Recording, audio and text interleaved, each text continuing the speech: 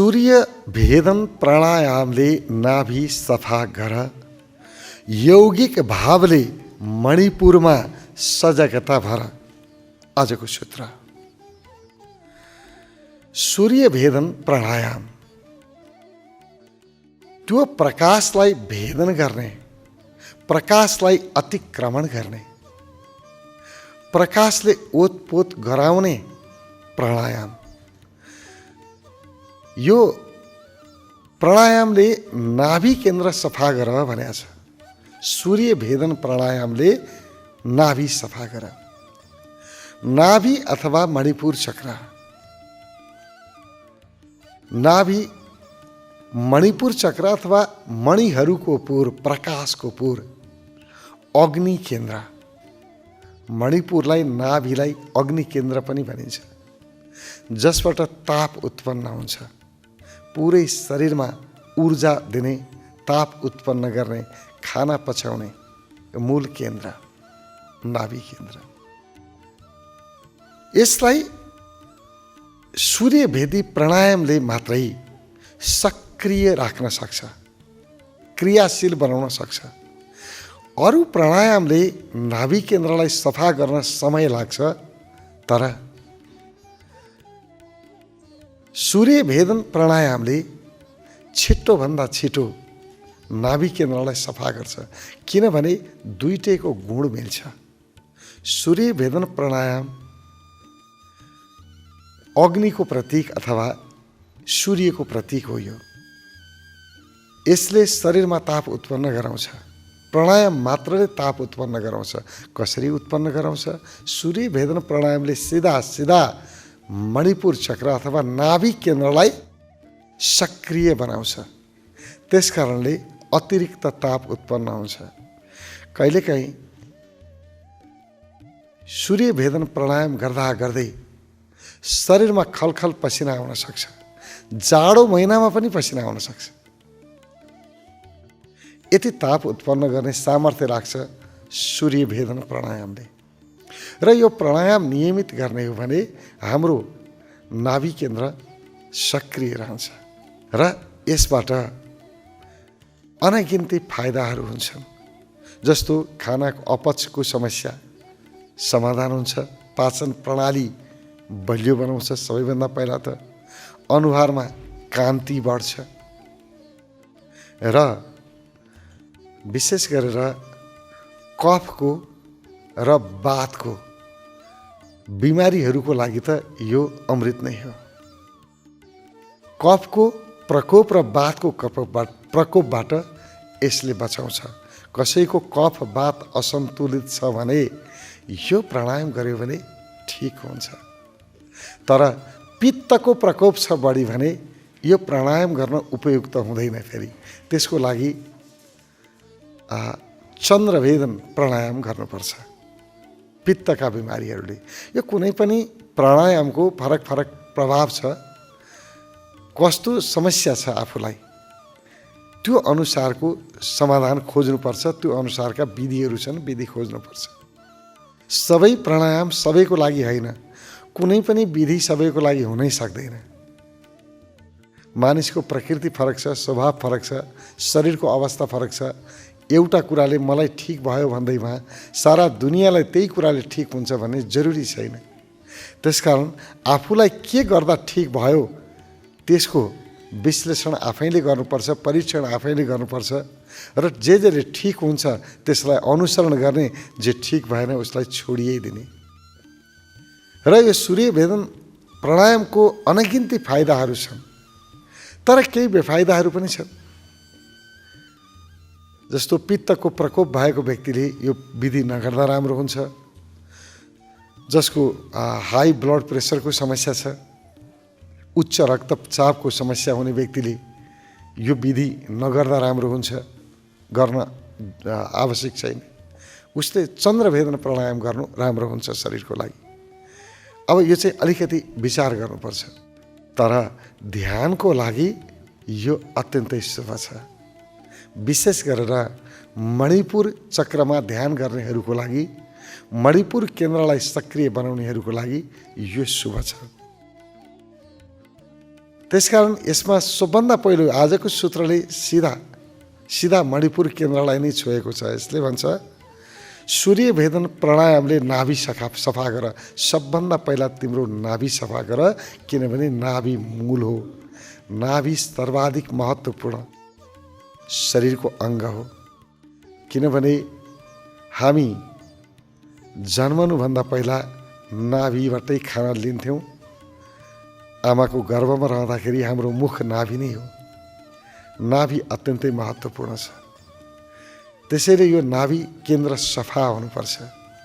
नाभि केन्द्र ठिक भएन भने व्यक्ति हरेक क्षेत्रबाट दुर्बल हुँदै जान्छ, कमजोर हुँदै जान्छ। नाभि केन्द्र कमजोर हुँदै गयो व्यक्तिमा इच्छा शक्तिमा कमी आउँछ, सङ्कल्प शक्तिमा पनि यसले कमी गराउँछ र आँट जोस जाँगर उत्साहमा कमी लिएर आउँछ। त्यसकारण आफ्नो उत्साह बढाउनको लागि पनि नाभि केन्द्र प्रबल हुन जरुरी छ। आँट बढाउनको लागि, आत्मविश्वास बढाउनको लागि पनि नाभि केन्द्र सक्रिय हुनुपर्छ। त्यसैले यो केन्द्र सर्वाधिक महत्त्वपूर्ण केन्द्र। यसलाई सफा राख्नुपर्छ। केले सफा राख्ने? सूर्य भेदन प्राणायामले। सूर्य भेदन प्राणायाम कसरी गरिन्छ? सूर्य भेदन प्राणायामको लागि आफ्नो नाकलाई, देब्रे नाक, यो देब्रेलाई चन्द्र, दाहिनेलाई सूर्य भनिन्छ। देब्रे इडा, दाहिने पिङ्गला नाडी, यसलाई नाडीको रूपमा लिइन्छ। दुवै नाकबाट श्वास बराबर जानु, सुषुम्ना नाडी। अब यो पिङ्गला नाडी अथवा यो सूर्य नाडी, यसको लागि चन्द्र नाडीलाई बन्द गर्ने। चन्द्र नाडी बन्द गर्यो, सूर्यबाट श्वास लियो र सूर्य नाडीलाई बन्द गर्यो अनि चुपचाप श्वास रोकेर बस्यो। जति सकिन्छ सहजतासँग रोक्ने। त्यसपछि फेरि सूर्यलाई बन्द गरेर चन्द्रबाट अथवा देब्रे नाकबाट श्वास फाल्ने। लिँदाखेरि जहिले पनि दाहिने नाकबाट मात्रै लिने, छोड्दाखेरि देब्रे नाकबाट मात्रै छोड्ने र श्वास बिस्तार लिने, पुरा श्वास भर्ने, छाती पेट पुरा भर्ने अनि जति रोक्न सकिन्छ सहजतासँग है, आफूलाई सजिलो हुने गरी जति बेर श्वास रोक्न सकिन्छ त्यति बेरसम्म श्वास रोकेर बस्ने। श्वास मैले लिएँ दाहिने नाकबाट, जति बेर सकिन्छ रोकेँ। अब फेरि श्वास अर्को नाकबाट बिस्तारै छोडेँ। यही हो सूर्य भेदन। फेरि दाहिने नाकबाट लिने, देब्रेबाट छोड्यो, फेरि दाहिनेबाटै लियो, देब्रेबाट छोड्यो, दाहिनेबाटै लियो, देब्रेबाट छोड्यो। जति समय रोक्न सकिन्छ रोक्यो। सूर्य भेदन प्राणायाम। यसले हाम्रो मणिपुर केन्द्र अथवा नाभिलाई शुद्ध गराउँछ। यसले नाभिलाई सफा राख्छ। अब दोस्रो सूत्र यसैमा, योगिक भावले मणिपुरमा सजगता भर। यो सर्वाधिक महत्त्वपूर्ण छ। यो प्राणायाम पछाडि प्राणायाम गर्यो, सूर्य भेदन प्राणायाम। यसलाई सूर्य भेदन प्राणायाम सुरु गर्दाखेरि 7 पटकबाट सुरु गर्ने। एक पटक गर्दाखेरि 7 पटक सुरु गर्यो। बिहान गर्नु पर्यो भने बिहान अझ सूर्योदयको समयमा अति उत्तम हुन्छ। त्यो बेलामा 7 पटक गर्ने। त्यसपछि ध्यानमा जाने। ध्यानमा जाने विधि दोस्रो छ। त्यसै गरी 10बाट 11 लैजाने, 11बाट 15 लैजाने, 21 लैजाने, बिस्तारै बढाउँदै 51 पटकसम्म पुर्याउन सकिन्छ। तर बिस्तारै गर्नुपर्छ। एकै पटक धेरै गर्नुहुन्न, बिस्तारै बढाउँदै लैजानु उपयुक्त हुन्छ। अनि यो सूर्य भेदन प्राणायाम गरिसकेपछि यौगिक भावले मणिपुरमा सजगता भरा भनेको के हो? यौगिक भाव भने के हो? सबभन्दा पहिला यो बुझ्न जरुरी छ। यौगिक भाव त धेरै प्रकारका हुन्छन्। रिसको भाव पनि भाव हो, घृणाको भाव पनि भाव हो, प्रेमको भाव पनि भाव हो। भाव भन्ने बित्तिकै सबै राम्रो हुन्छ जरुरी छैन।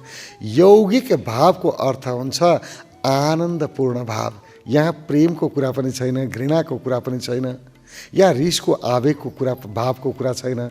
यहाँ आनन्द भावको कुरा छ। आनन्द भाव, यौगिक भाव भनेको आनन्द सहितको प्रेम, जहाँ प्रेम छ तर आनन्द सहितको छ, भाव छ, आनन्द छ। अथवा म भित्रको प्रेम भन्दाखेरि हामी भावना भन्ने बित्तिकै विशेष गरेर प्रेमलाई नै अगाडि सार्छौँ। तर बुझ्नु के पर्छ भने प्रेम नै भन्ने पनि हुँदैन, भावना अथवा महसुस गर्नु अथवा अनुभूति गर्नु। प्रेमको अनुभूति गर्नुलाई पनि अनुभूति नै भनिन्छ, तर यहाँनिर के छ? आनन्दको अनुभूति गर्नु। आनन्दको अनुभूति गर्नुलाई यौगिक भाव भनिन्छ। यौगिक भाव आनन्दको अनुभूति सहित भन्ने बुझिन्छ। यौगिक भावले मणिपुरमा सजगताबाट पुरै सारा मेरो सजगता, मेरो ध्यान अन्त जानु भएन। शरीरका विभिन्न अङ्गमा गएको ध्यानलाई, सजगतालाई, होसलाई समेट, खिच र पुरा ध्यान मणिपुरमा राख, यानि कि नाभि क्षेत्रमा राख। पुराका पुरा ध्यान पेटमा, पेटको मात्रै याद छ, बाँकी कसैको यादै छैन। सब कुरा बिर्सियो, भुल्यो जम्मै। के कहाँ थियो दुनियाँदारी थाहै छैन। न टाउको दुख्या थाहा छ, न खुट्टा दुख्या थाहा छ, न अन्यत्रको सुख थाहा छ। मलाई त एउटै कुरा थाहा छ, मात्रै नाभि थाहा छ, अरू केही पनि थाहा छैन। पेट थाहा छ, त्यति मात्रै, अरू थाहा छैन। त्यसरी पुरै आफ्नो चेतनालाई, आफ्नो थाहा पाउने क्षमतालाई खिचेर नाभिमा स्थिर गराउने। तर त्यो नाभिको स्थिरतामा के जोडिनुपर्छ? यौगिक भाव जोडिनुपर्छ। यौगिक भाव, आनन्दपूर्ण अनुभूति हुनुपर्छ। आनन्दपूर्ण अनुभूतिले, अनुभूति सहित मेरा सम्पूर्ण ध्यानहरू, बाहिर छरिएको चेतना, बाहिर गएका ध्यानहरूलाई समेट्ने चेतनालाई पुरै समेटेर मणिपुरमा स्थिर राख। यही हो ध्यान, मणिपुरमा एकाग्र चित्त हुनु। यसपछि के हुन्छ? चमत्कार हुन्छ, अचम्म हुन्छ। जीवन अर्कै भएको अनुभव हुन्छ। जीवनमा आनन्द वर्षा भएको अनुभव हुन्छ। व्यक्ति साहसिलो, आँटिलो त हुन्छ नै, इच्छा शक्ति त प्रबल हुन्छ नै, त्यसको साथसाथमा प्रेम पनि बढ्छ, सहयोगी भावना पनि बढ्छ, आत्मविश्वास पनि बढेर आउँछ र स्वास्थ्य पनि अत्यन्तै राम्रो हुन्छ। जसको पुरा ध्यान पेटमा रह्यो र पेटको ऊर्जालाई क्रियाशील गरायो, उसको पेट खराब हुने कुरै हुँदैन। यो जीवनको लागि, हर एक व्यक्तिको लागि यो सर्वौषधिको काम गर्छ। आजको सूत्रले